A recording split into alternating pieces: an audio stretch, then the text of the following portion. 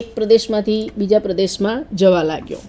એટલે એ લોકોને પ્રદેશોની સમજણ તો વધી, પણ સાથે સાથે રાષ્ટ્રીય ચેતનાનો પણ સંચાર આ સમય દરમિયાન થયો અને વાહન વ્યવહારના વિકાસથી રાજકીય જાગૃતિ લોકોમાં આવી.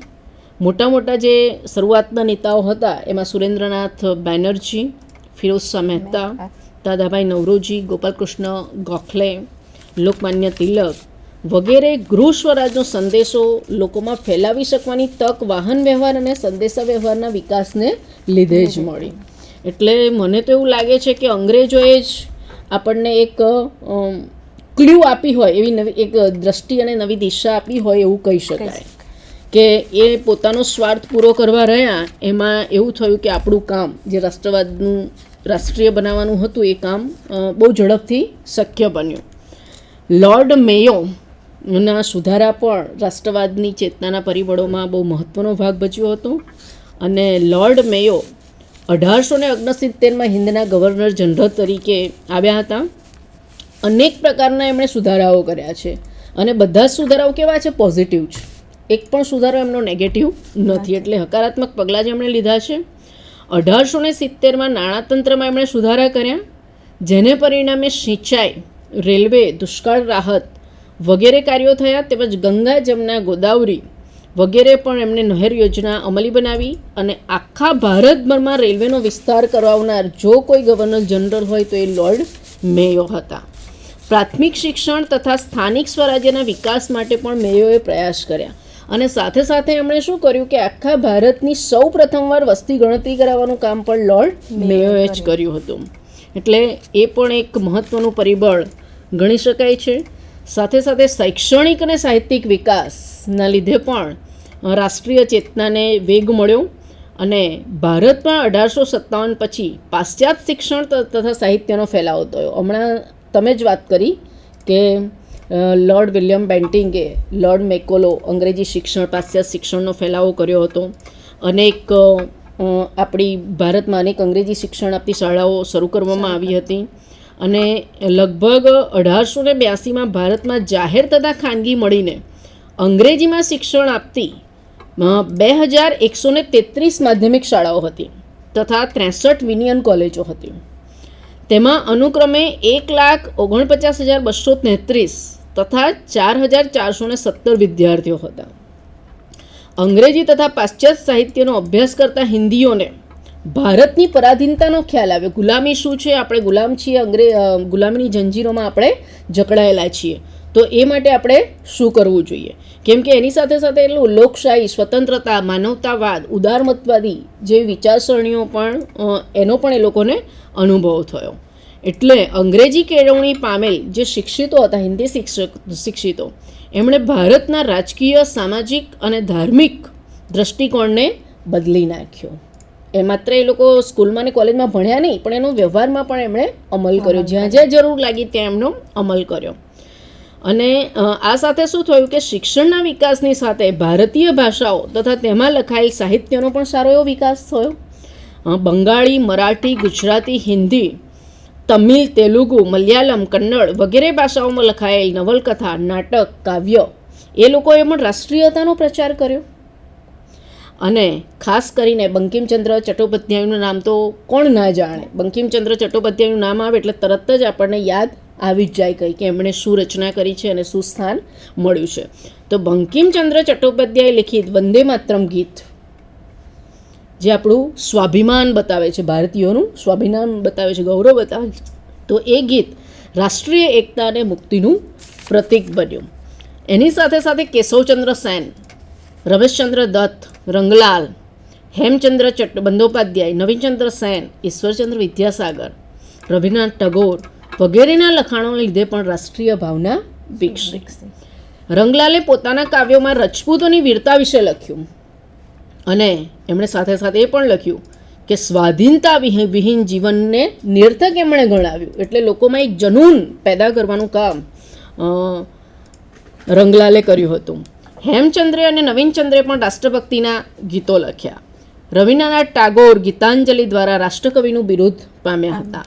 દિનબંધુ મિત્રે ગળીના ખેતરોમાં એમના માલિકો દ્વારા જે મજૂરો ઉપર અત્યાચાર થાય છે એનો આખે દેખ્યો અહેવાલ નીલ દર્પણ નામે નાટિકામાં એમણે લખ્યો છે અને એની બંગાળી લોકો ઉપર પણ અસર ખાસ થઈ હતી. હરિશ્ચંદ્ર, દયાનંદ સરસ્વતી, ચીપલુકરના લખાણોએ પણ લોકોને રાષ્ટ્રીય એકતા માટે અને ગુલામીની જંજીરોમાંથી મુક્ત થવા માટે જાગૃત કર્યા હતા. હવે પછીની ચર્ચા દક્ષાબેન પટેલ કરશે. વંદનાબેને રાષ્ટ્રીય ચળવળમાં સાહિત્યનું જે પ્રદાન વાત કરી એની અંદર વર્તમાનપત્રોનો હિસ્સો પણ ખૂબ જ અગત્યનો ભાગ ભજવે છે. રાષ્ટ્રીય ચેતના ફેલાવવામાં વર્તમાનપત્રએ નોંધપાત્ર હિસ્સો આપ્યો હતો. આ અરસામાં હિન્દની ભાષામાં પ્રસિદ્ધ થતા અખબારોની સંખ્યા ખૂબ જ મોટી સંખ્યામાં હતી. 1888માં બંગાળમાં લગભગ 62, મુંબઈ ઇલાકામાં આશરે 100 અને મદ્રાસ પ્રાંતમાં 50 જેટલા વર્તમાનપત્રો દેશી ભાષામાં પ્રગટ કરવામાં આવતા હતા. જેની સૌથી વધારે અસર અને વર્તમાનપત્રો બહાર પડતા હતા તો એને કહીએ કે બંગાળમાં બંગાળી પત્રકારત્વએ મહત્ત્વનું પ્રદાન આપ્યું હતું એમ કહી શકીએ. 1780માં જેમ્સ હિકી નામના અંગ્રેજે બંગાળમાં બંગાળ ગેઝેટ નામનું સાપ્તાહિક શરૂ કર્યું હતું.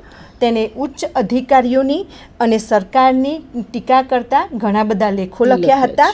જે એ વખતના ગવર્નર જનરલ જે હેસ્ટિંગ હતા તેમને આ ગમ્યું નહોતું. પરિણામે એને જેલમાં પુરાવી દેવામાં આવ્યા હતા અને એમનું જે વર્તમાનપત્ર હતું એ બંધ કરવામાં આવ્યું હતું એમ પણ કહી શકીએ. એ પછી કલકત્તામાં ઈસવીસન 1853માં સાપ્તાહિક હિન્દુ પેટ્રિએટ એ લાંબા સમયથી પ્રજામાં રાષ્ટ્રીય ભાવના પેદા કરવાનું કામ કરતું હતું અને દેશ સેવા કરવાનું એને એક મહત્ત્વનું કાર્ય કર્યું હતું. આ પત્રે ગરીના ખેતરોમાં કામ કરતા મજૂરો ઉપર જે અત્યાચાર કરવામાં આવે છે એની જુલમોની વાત કરી હતી. એ ઉપરાંત સરકારી જે અન્યાયો હતા અને ભેદભાવની સરકારની જે નીતિ હતી એ પણ એમાં અવારનવાર લખવામાં આવતું હતું અને રાષ્ટ્રની નોંધપાત્ર જે અન્યાયી ઘટનાઓ હતી એ પણ એ રજૂ કરતું હતું. એટલે આ જે વર્તમાનપત્ર હતું એ રાષ્ટ્રીય જે ચળવળ હતી એ લોકોમાં વધારે પ્રેરણા પૂરી પાડે એ માટેનું એને કામગીરી કરી હતી. એ ઉપરાંત કલકત્તામાં અમૃત બજાર પત્રિકા જે હતું એને પણ લોકોમાં રાષ્ટ્રીય ચેતના ફેલાવવાનું કામ કર્યું હતું. મદ્રાસની વાત કરીએ આપણે તો હિન્દુ અખબારે પણ ટૂંક સમયમાં રાષ્ટ્રીય અખબાર તરીકેની નામણા મેળવી હતી અને હિન્દીઓને રાજકીય હકો આપવા માટે, હિન્દુઓની આર્થિક સ્થિતિ સુધારવા માટે સરકારને અવારનવાર ભલામણો કરી હતી અને અનુરોધ કર્યો હતો.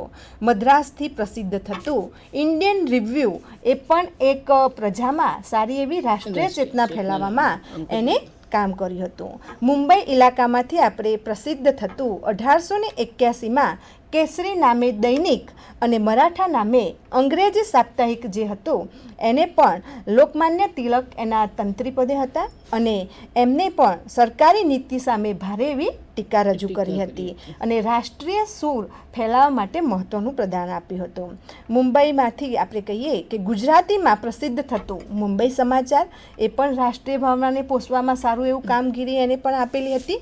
અંગ્રેજીમાં પ્રસિદ્ધ થતા વર્તમાનપત્રોમાં ધી ફ્રેન્ડ ઓફ ઇન્ડિયા અને સ્ટેટસમેન જેવા થોડાક અપવાદોને બાદ કરતા મોટાભાગના અંગ્રેજી જે વર્તમાનપત્રોમાં છપાયેલા જે લેખો હતા એ લગભગ બધા અંગ્રેજ સરકારની તરફેણમાં લગભગ આવતા હતા અને છપાવવામાં આવતા હતા. તેથી આપણે કહી શકીએ કે ભારતીય રાષ્ટ્રવાદને ઉત્તેજન આપવામાં આ બધા જ વર્તમાનપત્રોએ સારી એવી કામગીરી બજાવી હતી. એ ઉપરાંત એક મહત્ત્વનો મુદ્દો આપણે કહી શકીએ કે સામાજિક ધાર્મિક આંદોલનો.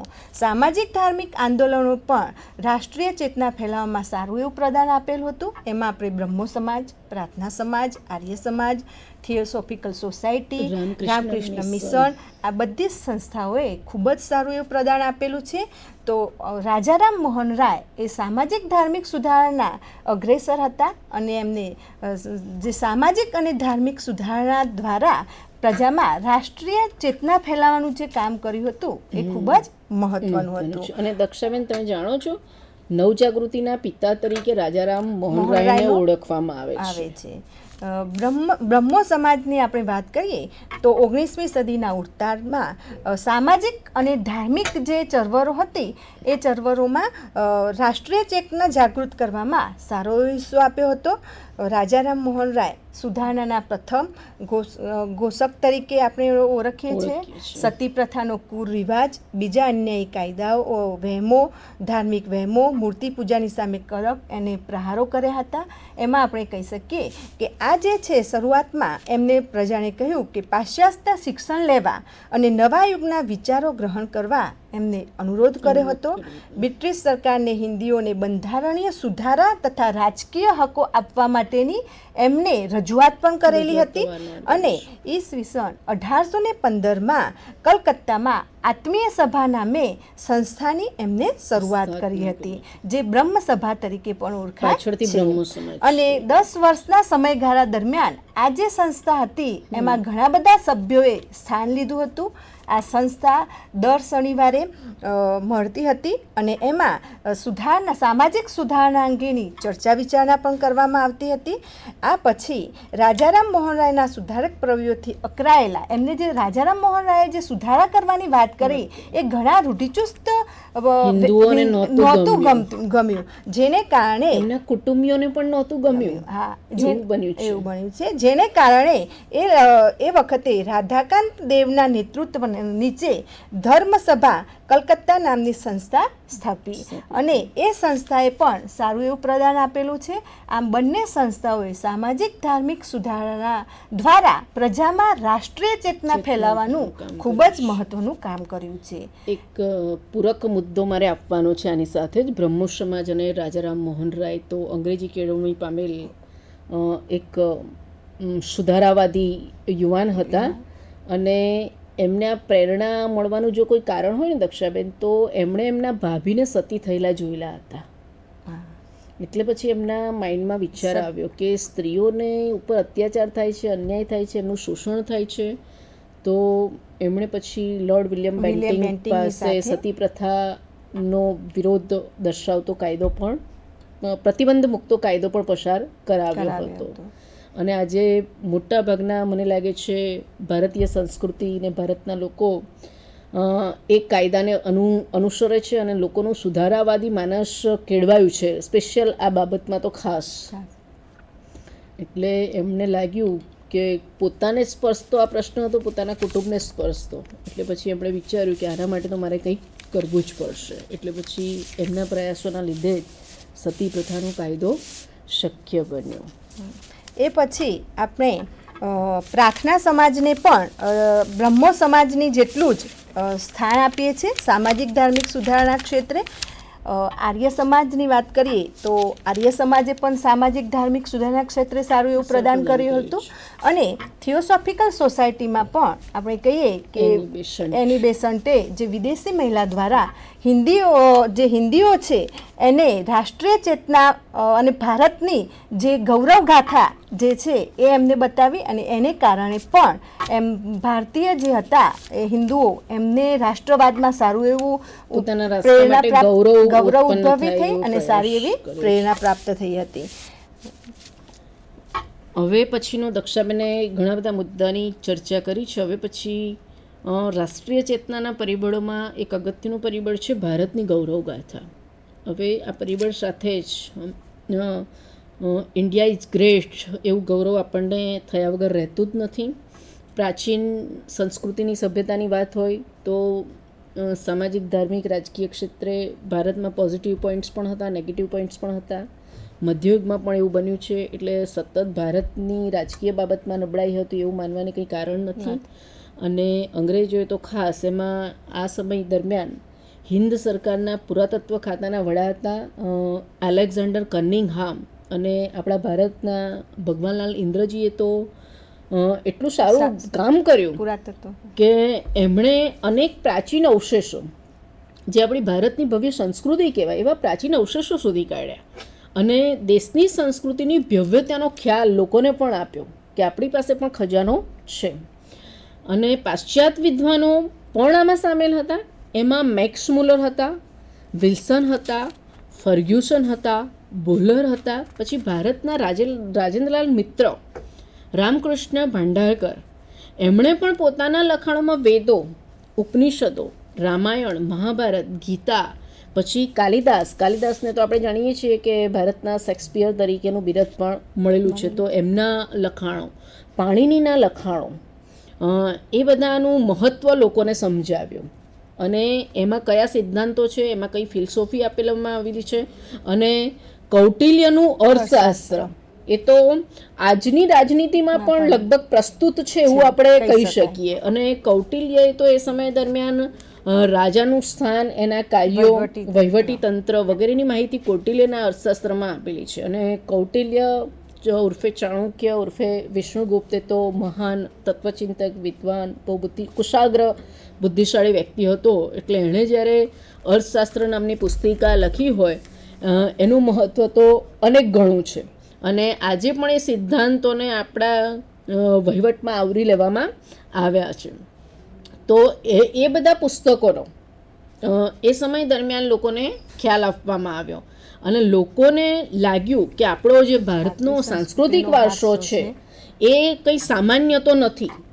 મિસરની સંસ્કૃતિને પણ ટક્કર મારે એવો આપણો સાંસ્કૃતિક વારસો છે. એટલે એ રીતે આપણા ભારત પ્રત્યે લોકોને ગૌરવ આપવાનું કામ ભગવાનલાલ ઇન્દ્રજી કે રાજેન્દ્રલાલ મિત્ર વગેરે કર્યું હતું. અને આ રીતે પણ રાષ્ટ્રીય ભાવનાને વેગ મળ્યો તો લોકોને લાગવા માંડ્યું કે અમારું ભારત પણ વિશેષ છે, કંઈ કમ તો નથી, હમ કિસી સે કમ નહીં, એવું લોકોને લાગવા માંડ્યું હતું. હવે આપ આગળના મુદ્દાની ચર્ચા. આના પછી આપણે કહી શકીએ કે રાષ્ટ્રીય પરિબળોમાં વિદેશોના બનાવોની અસર પણ સારી એવી થયેલી હતી. 19મી સદીમાં વિશ્વમાં નોંધપાત્ર બનાવોએ પણ ભારતના રાષ્ટ્રવાદના પોષણ આપ્યું હતું. અમેરિકાનો સ્વાતંત્ર્ય વિગ્રહ 1776 એ પછી ફ્રાન્સની રાજ્ય ક્રાંતિ 1789માં થઈ, 1830માં પણ થઈ અને 1849માં. આ જે ક્રાંતિએ પણ ભારતના હિન્દુઓને રાષ્ટ્રીય જે પરિબળ છે એમાં ખૂબ મહત્ત્વનો ફાળો આપ્યો એમ પણ આપણે